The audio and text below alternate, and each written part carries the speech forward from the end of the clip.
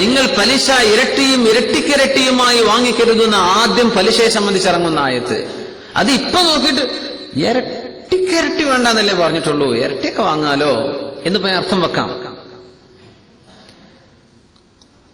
മദ്യപാനത്തെ സംബന്ധിച്ച് ആയത്തിറങ്ങിയിട്ട് അല്ലാഹു വമിൻ തമറാത്തിൻ നഖീലി വൽ അനാബ് തത്തഖിദൂന മിൻഹു സകറൻ വറിസ്ഖൻ ഹസന എന്നുണ്ട്.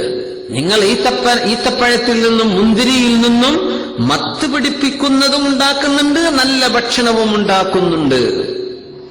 അപ്പൊ അതിലൊന്നും ഇപ്പൊ അല്ലാഹു മോശമൊന്നും പറയുന്നില്ലല്ലോ. ഇതാദ്യമായി മദ്യപാനത്തിനെ സൂചിപ്പിക്കാൻ ഇറങ്ങിയ ആയത്താണ്, മനസ്സിലാക്കിയിട്ടുണ്ടാകും. പിന്നൊരായത്ത് വരുന്നുണ്ട്, എന്താണ്?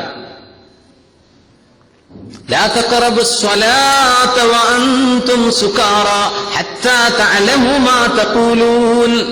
നിസ്കരിക്കാൻ വരുമ്പോ കള്ളുകുടിച്ച് വരരുത്, നിങ്ങൾ പറയുന്നതും ഓതുന്നതും എന്താണെന്ന് ബോധിക്കുന്നത് വരെ നിസ്കരിക്കാൻ വരുമ്പോ കള്ളുകുടിക്കരുത്. അപ്പുസ്തകങ്ങൾ എന്തിനാ വെറുതെ പറഞ്ഞ് പേടിപ്പിക്കണം, നിസ്കരിക്കുമ്പോ കുടിക്കരുത് എന്നല്ലേ ഉള്ളൂ എന്നൊരാൾക്ക് ചോദിക്കാം. ഇത് മൻസൂഖാൻ, ഇത് നസ്ഖ് ചെയ്യപ്പെട്ട, ക്യാൻസൽ ചെയ്യപ്പെട്ട ആയത്തുകളാണ്. അതിന്റെയൊക്കെ ശേഷം വന്ന ആയത്താണ് നിയമം. ഇന്നമൽ ഖംറു വൽ മൈസിറു വൽ അൻസാബു വൽ അസ്ലാമു റിജ്സും മിൻ അമലിശ് ശൈത്താൻ. കള്ളും ചൂതാട്ടവും ഒക്കെ പൈശാചികമാണ്. ഫജ്തനിബൂഹു ലഅല്ലകും തുഫ്ലിഹൂൻ. വിജയം വേണോ അത് ഉപേക്ഷിച്ചേ പറ്റൂ. إنما يريد الشيطان أن يوقع بينكم العداوة والبغضاء في الخمر والميسر ويصدكم عن ذكر الله وعن الصلاة فهل أنتم منتهون. നിർത്തുന്നുണ്ടോ? പിശാച് നിങ്ങളെ വഴിപിഴപ്പിക്കാനാ ഉദ്ദേശിക്കുന്നത് മദ്യത്തിലൂടെ. ആ ആയത്താണ് ഈ വിഷയത്തിൽ അവസാനത്തെ ആയത്ത്. അത് ഖുർആൻ പഠിക്കുമ്പോഴാണ് നമുക്കത് മനസ്സിലാവുക. നേരെ പരിഭാഷ നോക്കിയാൽ ഓരോ ആയത്തിൽ നിന്ന് നിയമമെടുക്കാൻ നിന്നാൽ തെറ്റിപ്പോകും. അങ്ങനെ അള്ളാഹുവിന്റേതായ ഒരു ഹിക്മത്തിന് വേണ്ടി അള്ളാഹു ഇത് ചെയ്യുക. അതിൽ ഈ ആയത്തുകളൊക്കെ നമ്മൾ ഓതുന്ന ആയത്താണ്, പക്ഷെ അതിന്റെ നിയമം പ്രാബല്യത്തിലില്ല. ആയത്തുണ്ട്, ഓതിയാ കൂലി കിട്ടും. ഈ ആയത്ത് റജ്മ് ഇത്തിഫാഖുൽ ഉലമാ, അജ്മഅ അലൈഹി, ഉലമാഇന്റെ ഇജ്മാഅാണ്. ആ നിയമം പ്രാബല്യത്തിലുണ്ട്, പക്ഷെ ഈ ആയത്ത് ഖുർആനിലില്ല.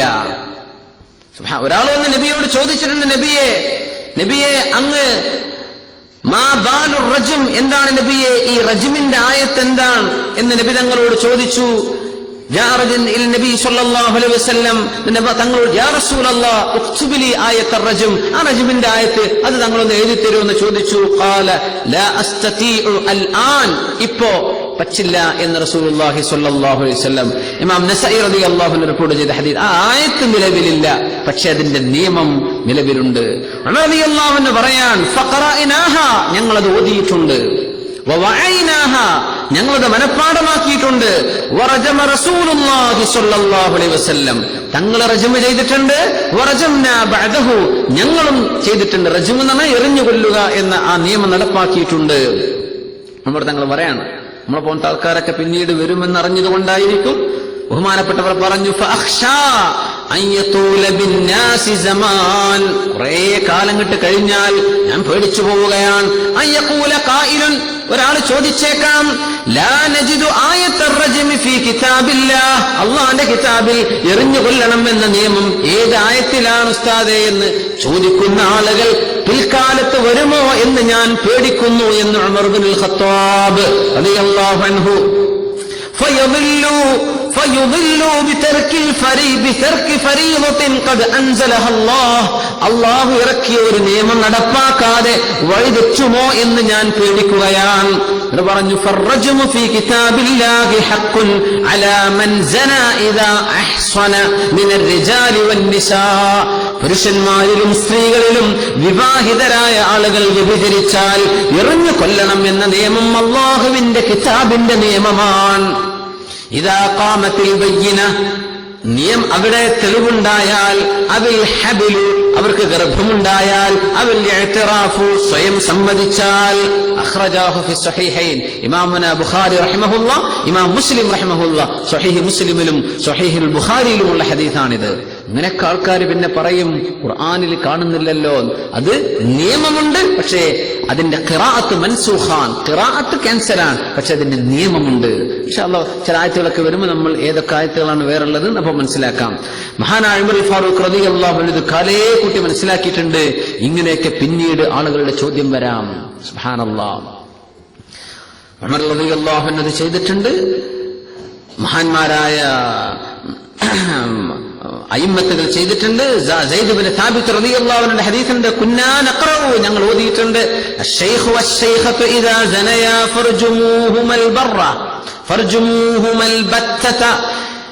ലെ വിവാഹിതരായ ആൾ പുരുഷനും സ്ത്രീയും വ്യഭിചരിച്ചാൽ അവരെ മരിക്കുന്നതുവരെ എറിയണം എന്ന നിയമം ഞങ്ങൾ ഓതിയിട്ടുണ്ട്, ഞങ്ങൾ മനസ്സിലാക്കിയിട്ടുണ്ട്. എന്നിട്ട് ബഹുമാനപ്പെട്ടവർ സയ്യിദ് ഇബ്നു സാബിത്ത് തങ്ങൾ പറഞ്ഞു, ذكرنا ذلك وفينا عمر بن الخطاب رضي الله عنه.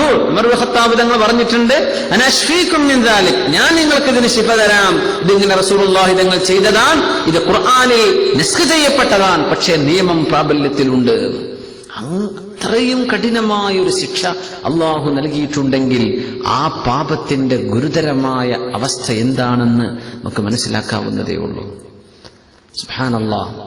പിശാച് ഉദ്ദേശിക്കുന്നത് അനാർക്കിയാണ്, ലോകത്ത് അരാജകത്വം ഉണ്ടാകണമെന്നാണ്. ഇന്ന് പാശ്ചാത്യൻ സംസ്കാരങ്ങളൊക്കെ ആണെന്നോ പെണ്ണെന്നോ ആങ്ങളെന്നോ പെങ്ങളെന്നോ ഉമ്മയെന്നോ ഇതൊന്നും വ്യത്യാസമില്ലാതെ മൃഗമായിട്ട് ജീവിക്കണം എന്ന് ശഠിക്കുന്നവരാണ്, അങ്ങനെ ജീവിക്കുന്നവരാണ്. അവിടെ ലൈഫ് സ്റ്റൈൽ അങ്ങനെയാണ്. നമ്മൾ അള്ളാഹുവിന്റെ ആളുകളാണ്.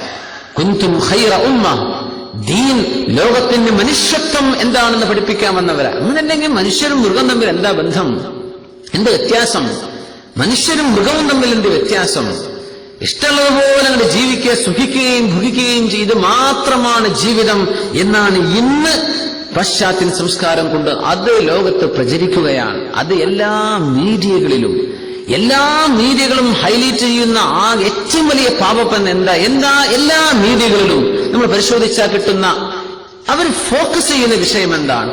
സ്ത്രീ സൗന്ദര്യം അല്ലേ? അത് റിച്ചൻ അച്ചടിച്ചു വരുന്നതാകട്ടെ, അത് ഇന്റർനെറ്റുകളാകട്ടെ, TV ചാനലുകളാകട്ടെ, എന്തായാലും പരസ്യങ്ങളായാലും അല്ലെങ്കിലും ഇതൊക്കെ ഹൈലൈറ്റ് ചെയ്യുന്ന വിഷയം സിനയിലേക്ക് മനുഷ്യനെ കൊണ്ടുപോവുക എന്നതാണ്. വ്യഭിചാരത്തെപ്പറ്റി ചിന്തിപ്പിക്കുക. ഒരു പെണ്ണിന്റെ സൗന്ദര്യം ലോകർക്ക് കാണിച്ചു കൊടുത്ത് എന്താ അതിന്റെ ഉദ്ദേശം? എന്താ? ഇതാണ് ഇതിന്റെ ഉദ്ദേശം.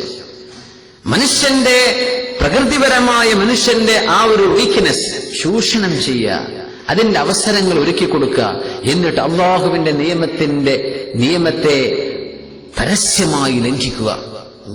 അള്ളാഹു ഉമ്മത്തിനെ കാക്കും.